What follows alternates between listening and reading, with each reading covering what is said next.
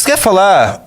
Porque um dos fatores que também está dificultando muito essa campanha do Lula voltou a aparecer ministros falar bosta e também tem essa questão da Erika Hilton ser escolhida para comissão da mulher, né? Não, isso aí é uma barbaridade. Assim, o backlash que está sendo isso tá enorme, isso está sendo muito mal. Isto é uma barbaridade. Quer comentar? Quero comentar. Eu fiz um podcast inteiro falando sobre isso, sobre esse assunto. Você tá indo cada vez mais pro lado, não quer voltar pro meio? Pronto, bom, fiquemos no meio. Seguinte. Isso assim, é um negócio grotesco de tal maneira que me faltam até as palavras certas para qualificar o que aconteceu.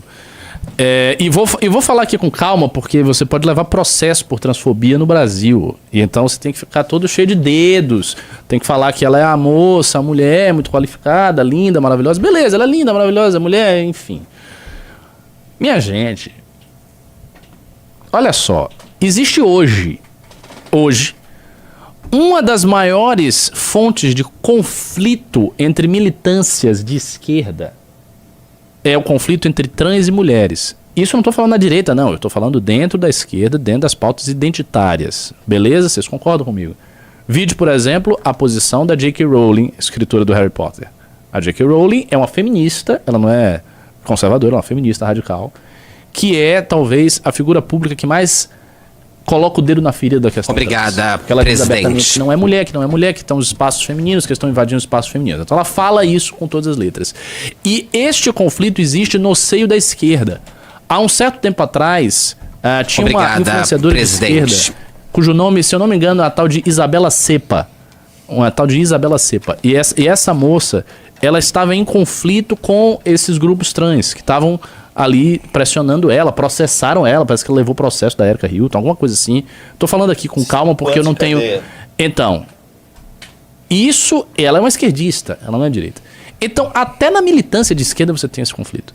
Agora você pega uma pessoa que é transexual e você coloca para presidir a Comissão de Direitos das Mulheres. Em todos os casos em que houver um conflito de interesses entre trans e mulheres, a Erika Hilton vai se decidir a favor de qual grupo? Tem uma questão sobre as mulheres relativas a esporte. As mulheres estão perdendo todas as medalhas, estão perdendo os recordes em todos os esportes para homens transicionados. Beleza? Aí vem isso aí para o direito da mulher, Comissão de Direito da Mulher. E aí? A Erika Hilton vai votar a favor do quê? Ela vai fazer o relatório dela a favor do quê? Ela vai falar o quê? É óbvio que ela vai ser favorável aos trans. Então, assim, isso aí é o mesmo que colocar um homem pra ser na Comissão de Direito da Mulher. Independente, veja, e eu falo o mesmo, independente da qualificação dela, da classificação. Não, sério. Até gaguejou. Independente da classificação dela. Independente da classificação dela, de você dizer que é mulher ou não é mulher, o ponto não é esse. O ponto é que ela tem interesses. Os interesses dela divergem com os interesses da pauta feminina. Ela não pode representar isso. Você sabe quem poderia representar isso? A Damares, que é a maior feminista do Brasil. Essa é feminista, cara. A Damares é nada mais nada menos que a maior feminista pauta, do Brasil. É a próxima pauta. Não, a Damares é a maior feminista do Brasil. Esta sim é uma feminista de verdade. A Damares é muito mais eficaz no feminismo dela do que todos os grupos e coletivos feministas do Brasil. O Lula não passou lei feminista? Não, ela passou 40. Só a Damares. Só a Damares que passa isso. É uma coisa inacreditável. A sanha de poder feminista dessa mulher. Eu fico me perguntando, ela realmente é evangélica? Qual é a reinterpretação que ela faz? Ela deve achar que o evangelho é um movimento, é um manifesto feminista, né? É o evangelho segundo Simone de Beauvoir. Porque assim, é muito feminismo, não é pouco feminismo. Olha aí, comissão aprova urgência para projeto. Olha aí, para projeto que criminaliza a misoginia. E ela tá lutando. Tá lá, aqui, ó, bravamente lutando. Damares Alves afirmou que o tema não pode ser tratado como abstrato. Senadora citou casos em que agressores chegam a divulgar imagens de crimes contra mulheres. Damares mencionou conteúdos da internet. Ela tá contra o movimento Red Pill. A Damares tá contra o movimento Red Pill. Isso. Parabéns, bolsonaristas. Vai, eleja. Eu vou dizer uma coisa. Todas as notícias que eu já vi da Damares nos últimos, sei lá, 2 anos. Será que ela ficou traumatizada? Não, isso é uma pergunta real. Será que ela ficou traumatizada por aquela polêmica no início da participação dela? Entre o menino veste azul e a menina veste rosa? Tá, mas ela foi defendida pela direita. Agora tá cara... Não, mas talvez tenha sido ela é um cavalo isso. de Troia. Não, talvez tenha sido, não, mas talvez tenha sido isso. Porque eu me lembro, uma das primeiras polêmicas, antes dela dar uma... Ela não tava dando essa feministizada toda nessa época. Não. Isso é antigo. O negócio das meninas vestem rosa e os rapazes vestem azul, isso é velho. Isso foi no início dela no governo. No princípio. E foi uma polêmica gigantesca, foi bem grande na época. E ela levou um rage muito grande de toda a mídia, da camada progressista, dos jornalistas. Todo mundo ficou em cima dela.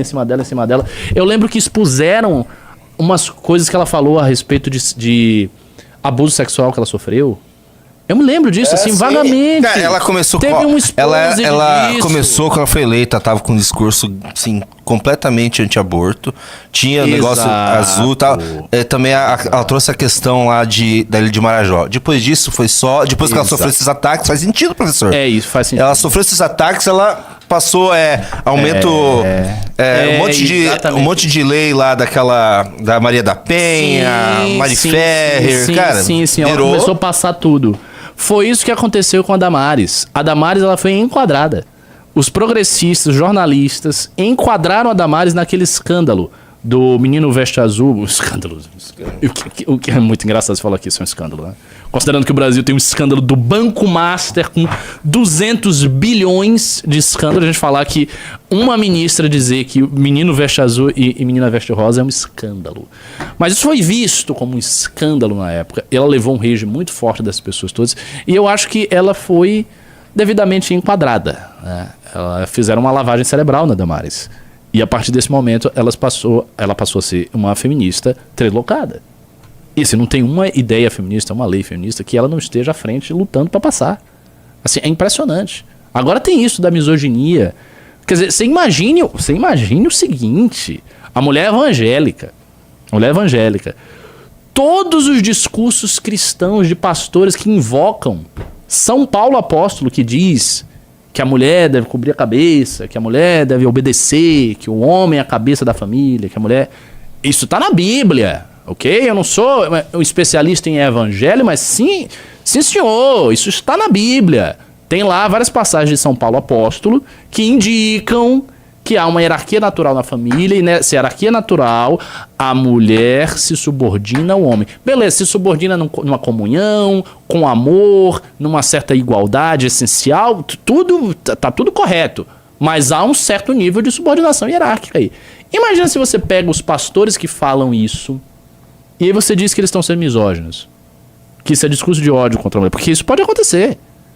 Um pastor pode falar na igreja dele que a mulher tem que obedecer o seu marido, e isso pode vazar e pode ser visto como misoginia. E aí a Damares terá feito uma lei, terá lutado a favor de uma lei para calar a boca dos seus próprios correligionários religiosos. Isso pode acontecer. Porque o ponto aqui da misoginia é a liberdade de expressão. Eu não sou misógino. Eu acho que ninguém vai dizer que eu sou misógino. Eu sou menos misógino. Eu vou preso. Eu sou uma das pessoas menos misóginas que tem. Assim, zero misoginia, sério mesmo. Sempre que tem alguma iniciativa, são mulheres MBL, eu tô a favor e coisa e tal. É sério. Pois é. Mas eu não sou misógino. Porém, eu acho que as pessoas têm que ter liberdade para falar as coisas. Se elas quiserem falar as coisas na internet, até coisas erradas, elas têm que poder falar. Você não pode impedir o discurso. Outra coisa, outro porém. Não existe nenhuma lei que impeça o discurso misândrico. Porque tem um monte de discurso misândrico. Tem um monte de mulher que fala que homem não presta, que homem é a pior coisa do mundo, que você não tem que confiar em homem, que homem é um lixo, entendeu? Que não tinha que se relacionar com homem, que homem é uma merda. As mulheres falam isso. Tem muitos grupos feministas radicais que falam coisas sobre homens, que se homens falassem coisas sobre mulheres publicamente, do jeito que elas falam, seriam presos. E aí, como é que fica? Aí, você pode? Pode falar o que você quiser sobre homem? Pô, isso é só um absurdo.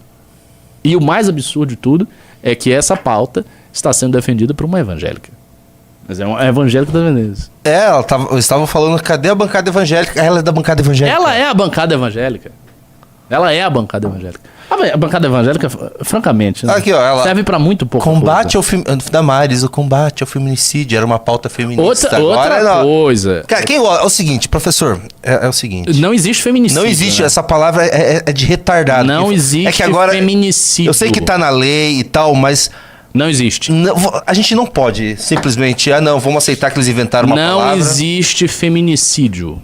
Vou falar novamente de forma muito categórica. Não existe feminicídio. Esse construto teórico-jurídico é um construto sem base. Sem base. Não há feminicídio. Por quê? Porque o que você tem é o homicídio. Você mata... Não, é homem. Você é idiota. Obrigado, Rodrigo. Obrigado por entrar no Você mata mulheres, você mata homens e trata-se de homicídio. Os homicídios que são cometidos contra mulheres, em virtude de razões passionais e tal, homicídio passional. São feminicídios, é homicídio passional. E outra, as pessoas, sinceramente, as pessoas não andam matando, os homens não andam matando as mulheres porque elas são mulheres. Mesmo o psicopata ele mata só mulheres, porque existem isso. Psicopatas que matam mulheres. Psicopatas matam categorias específicas de pessoas. Você tem um psicopata que vai matar negros. Você tem um psicopata que vai matar crianças. Você tem um psicopata que vai matar mulheres. Você tem um psicopata que vai matar velhos. Islamistas. Eu ia falar uma coisa meio pesada aqui. Bom, tem toda sorte de psicopatas que matam toda sorte de categorias sociais. Entendeu? E uma dessas categorias é mulheres. Mas não é porque ela simplesmente é mulher. É porque ele é psicopata, porque ele teve um trauma envolvendo uma mulher e daí ele acha que todas as mulheres são iguais, sei lá, a mãe dele, né, que fez alguma coisa com ele, que o espancava, qualquer coisa desse tipo. Então, essa noção de feminicídio é um erro. E isso é muito engraçado, né? Você vê como as coisas são, como a evolução histórica funciona, né? Você tem uma ideia que começa a ser colocada, ela gera polêmica na época, porque eu me lembro dessa semântica. Gerou muita polêmica na época. Um monte de gente discordou da classificação. Um monte de gente diz, não é o caso. Gerou polêmica na época. E aí passou isso aí. Foi incorporado nas leis. Foi incorporado na mídia. Foi incorporado no jornalismo. Em tudo que é lugar se fala de feminicídio. E ponto final. Todas as discussões a respeito da viabilidade semântica dessa categoria morreram. Elas foram colocadas, sabe, para debaixo do tapete. Por quê? Porque eles vencem, eles não vencem na discussão, eles vencem na força política. Eles vão colocando em todos os códigos legais, eles vão colocando no jornalismo, eles vão colocando na mídia. Os influenciadores todos, os globais todos falam em feminicídio, ó, o perigo do feminicídio. E daqui a pouco é isso, é uma realidade que o feminicídio é um grande problema do Brasil. Quando em realidade não. O grande problema do Brasil chama-se violência, que é resolvido como? Com prendeu, matou. Como é que resolve violência no Brasil? Prendeu, matou. E aí ninguém quer prender e matar ninguém. Aí fica complicado. Quer dizer, qual é o objetivo do feminicídio? O objetivo do feminicídio, meus senhores, é colocar uma etiqueta na testa dos homens normais que não matam ninguém e dizer que eles são potenciais assassinos. Essa é a realidade. É dizer que todo homem que nunca matou nenhuma mulher, que nunca bateu em nenhuma mulher, é um potencial assassino. Colar isso aí na testa do cara, dizer que as estatísticas estão aí. É só isso. O único interesse desse tipo de classificação e o único interesse dessa, entre aspas, preocupação é fazer isto. Porque quando a gente vai e fala a respeito das verdadeiras soluções do problema da criminalidade do Brasil, que é colocar direito penal do inimigo no ordenamento jurídico, que é prender e matar, que é declarar guerra ao crime, ninguém quer. Não pode, os direitos humanos, veja bem, não dá, olha aí, não é esse o caminho, tem que utilizar a inteligência na polícia. Então são sempre tergiversações para soluções reais e sempre uma tentativa de moralizar a sociedade, forçar a moralização da sociedade mediante semânticas que eles extraem, a gente sabe de onde, né? De doutrinas políticas, de teorias sociais, de teorias sociológicas, ou seja, da opinião dos mandarins acadêmicos que estão encastelados nas suas torres de marfim, dando as suas opiniões, dizendo que é assim, que é assado. Essa é a real.